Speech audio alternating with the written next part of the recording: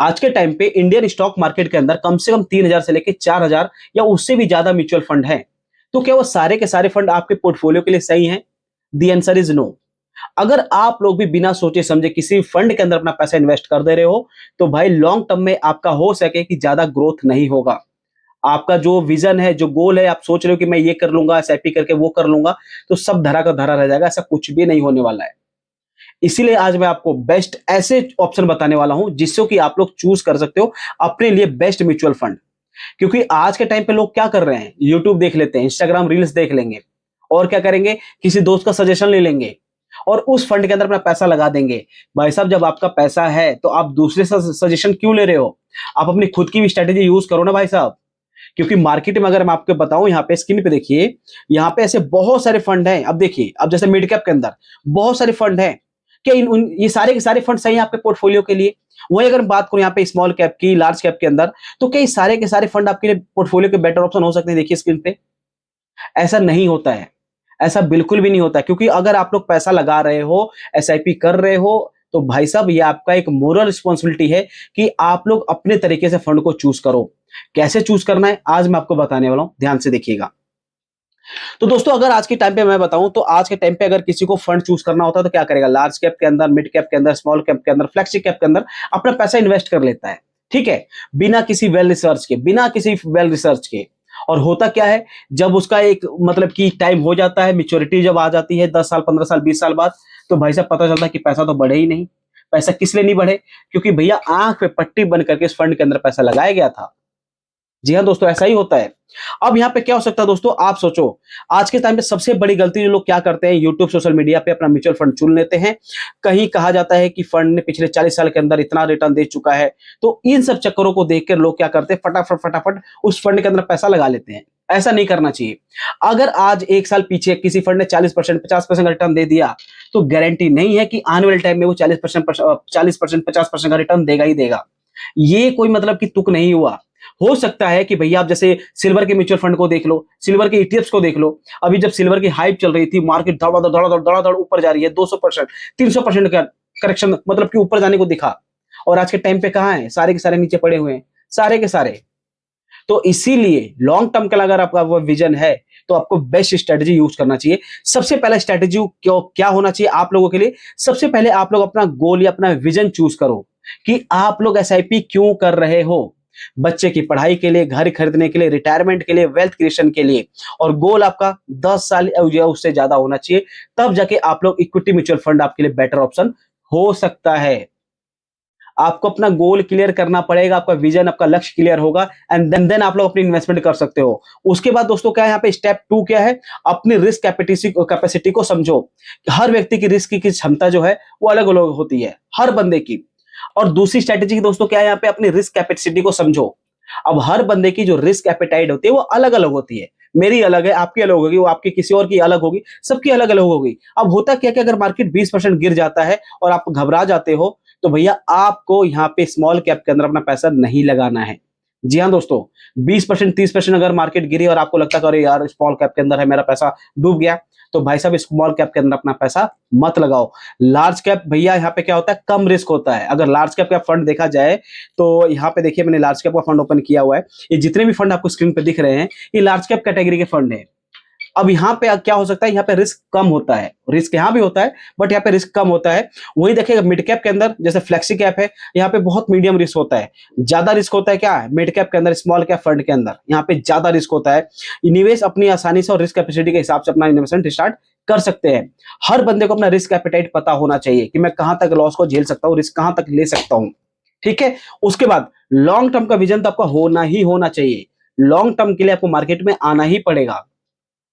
आगे बात करते हैं दोस्तों, यहाँ पे क्या है, फंड कैटेगरी को कैसे चूज करें या कैसे अपने किसी भी म्यूचुअल फंड के अंदर हमें पैसा लगाना है। तो सबसे पहले अगर आप लोग बिगनर हो, तो आप लार्ज के फंड को चूज कर सकते हो। यहाँ पे देश की बहुत मजबूत मजबूत कंपनियां होती है, बड़ी बड़ी कंपनियां होती है, जहां पे आपको रिस्क कम, रिस्क कम रहता है और रिटर्न भी आपको स्थिर मिल जाता है, थोड़ा सा ठीक ठाक वाला हिसाब किताब मिल जाता है। वहीं अगर फ्लेक्सी कैप की बात करें, तो फंड मैनेजर किसी भी कैटेगरी के अंदर निवेश कर सकता है बैलेंस ग्रोथ के, स्टेबिलिटी के हिसाब से। अगर फ्लेक्सी कैप की बात करें, वहीं इंडेक्स फंड की बात करें, तो यहाँ पे कम खर्च होता है, सरल निवेश होता है, लॉन्ग टर्म में इन्वेस्टर को अच्छा विकल्प का ऑप्शन मिल जाता है। ठीक है, अगर आप लोग ये स्ट्रेटजी को फॉलो करते हो तो। आगे बात करते हैं, अगर आप बिगिनर हो तो एक फ्लेक्सी कैप फंड और एक इंडेक्स फंड से आप शुरुआत कर सकते हो। अगर आप लोगों ने फिलहाल अभी स्टार्ट किया है तो फ्लेक्सी कैप ले लो और एक इंडेक्स फंड ले लो, आपके लिए बेस्ट स्ट्रेटजी हो सकती है। आगे बात करें दोस्तों, यहाँ पे चौथा स्टेप के अंदर क्या है, फंड का ट्रैक रिकॉर्ड देखना। फंड का ट्रैक रिकॉर्ड देखना, 5 साल की परफॉर्मेंस देखनी है, 7 साल की परफॉर्मेंस देखनी है, 10 साल की परफॉर्मेंस जरूर चेक करनी है। कैसे? देखिए, लेट सपोज अगर हमारे यहाँ पे एक जैसे कि यूटीआई निफ्टी का एक फंड है, ठीक, अब मैंने इसको ओपन कर लिया, ये कोई रिकमेंडेशन नहीं है, जस्ट फॉर एजुकेशन पर्पस के लिए बता रहा हूं।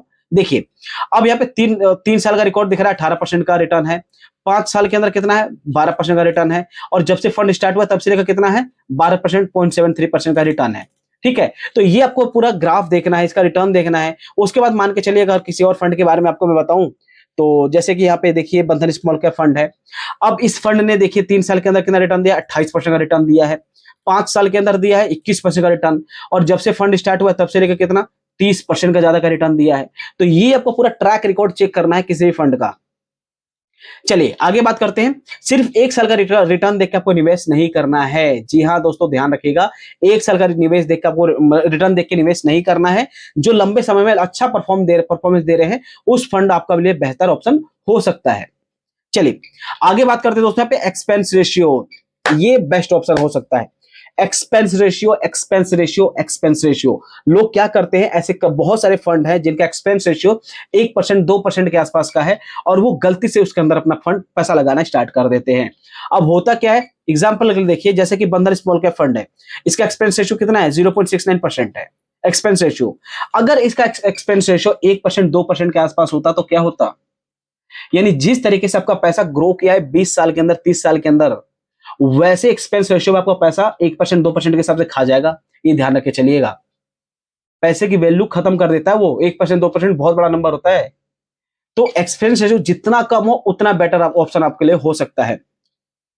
अब तो इसके अंदर बेस्ट एग्जांपल क्या हो सकता है दोस्तों, मान के चलिए कि अगर आपके पास 2 फंड है, ठीक है, अब 2 फंड के अंदर आपका रिटर्न सेम है, सेम चल रहा है, तो इसके अंदर क्या चूज कर सकते हैं? जिसका एक्सपेंस रेशियो कम हो उसको आप लोग चूज कर सकते हो। तो एग्जांपल के लिए थ्रू आपके लिए बेस्ट ऑप्शन हो सकता है। छठे ऑप्शन देखिए, फंड मैनेजर को समझे, यानी जो फंड मैनेजर इसको फंड को चला रहा है उस फंड मैनेजर का क्या एक्सपीरियंस है, पास्ट में कहां उसने जॉब किया हुआ है, कितना पोर्टफोलियो मैनेज किया हुआ है, किस किस फंड मैनेजर, किस किस फंड कंपनी में काम कर रखा है, ये सारा कुछ आपको देखना आना चाहिए। फंड मैनेजर का अनुभव देखो, वहां उसने कितने वर्षों में कितना संभाला है देखिए, ट्रैक रिकॉर्ड देखिए। तो इस तरीके से आपको पता चल जाएगा कि जिस फंड के अंदर अपना पैसा लगा रहे हो उसका फंड मैनेजर सही है। ये सही तरीका हो सकता है। सबसे बड़ी गलती जो लोग क्या करते हैं, 10-15 म्यूचुअल फंड के अंदर अपना शुरुआत करते हैं, that is a very big no. ऐसा नहीं करना चाहिए। मान के चलिए कि अगर आप म्यूचुअल फंड के अंदर आ रहे हो तो 1 से 2 या 3 मैक्सिमम आपका होना चाहिए। 10,000 का कैपिटल है, 10 म्यूचुअल फंड के अंदर अपना पैसा लगा रखे हो तो कोई ग्रोथ नहीं होगी भाई। 10,000 का कैपिटल है, 2 या 3 मोर देन सफिशिएंट है किसी फंड के अंदर पैसा लगाने के लिए। उसके बाद क्या होगा, और अगर आप लोग 10-15 ऐसे फंड के अंदर पैसा लगा देते हो तो भैया कोई डाइवर्सिफिकेशन नहीं होता है, वो ओवर डाइवर्सिफिकेशन हो जाता है। ये ध्यान रखे चलेगा। एक समान निवेशक के लिए 2 या 3 म्यूचुअल फंड बहुत अच्छे हो सकते हैं, ज्यादा म्यूचुअल फंड के अंदर नहीं पड़ना है। आगे बात करते हैं दोस्तों, यहाँ पे एक सिंपल क्या हो सकता है, पोर्टफोलियो क्या हो सकता है एसआईपी का। देखिए आप क्या कर सकते हैं, अगर आप बिगनर है तो 50% डालिए इंडेक्स फंड में, 30% फ्लेक्सी कैप में और 20% डालिए मिड कैप के अंदर।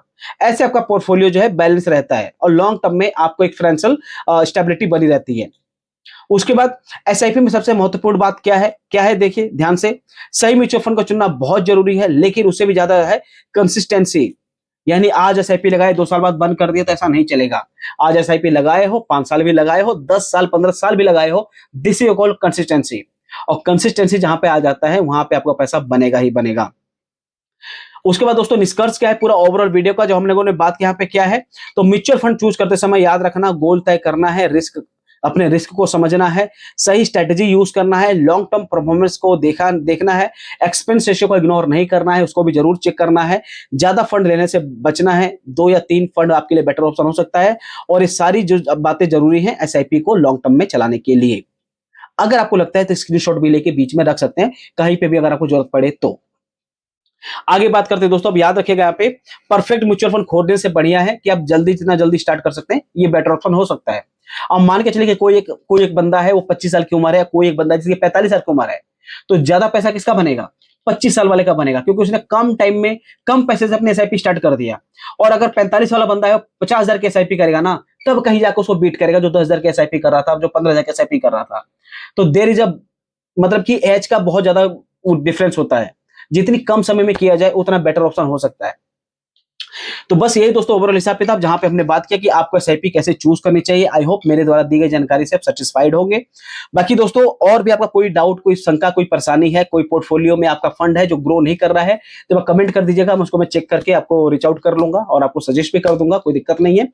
तो बस यही है दोस्तों हिसाब किताब, जहां पे हम लोगों ने बात किया कि आप लोग कैसे अपने पोर्टफोलियो के लिए परफेक्ट म्यूचुअल फंड चूज कर सकते हैं। आई होप आपको मेरे द्वारा दी गई जानकारी बहुत अच्छी लगी होगी। कोई भी दिक्कत परेशानी हो कमेंट कर दीजिएगा। चैनल पे अगर आप लोग नए हैं तो वीडियो को लाइक करके चैनल को सब्सक्राइब करें, बेल आइकन को प्रेस जरूर कीजिएगा। मिलते हैं आपसे नेक्स्ट वीडियो में, तब तक के लिए धन्यवाद।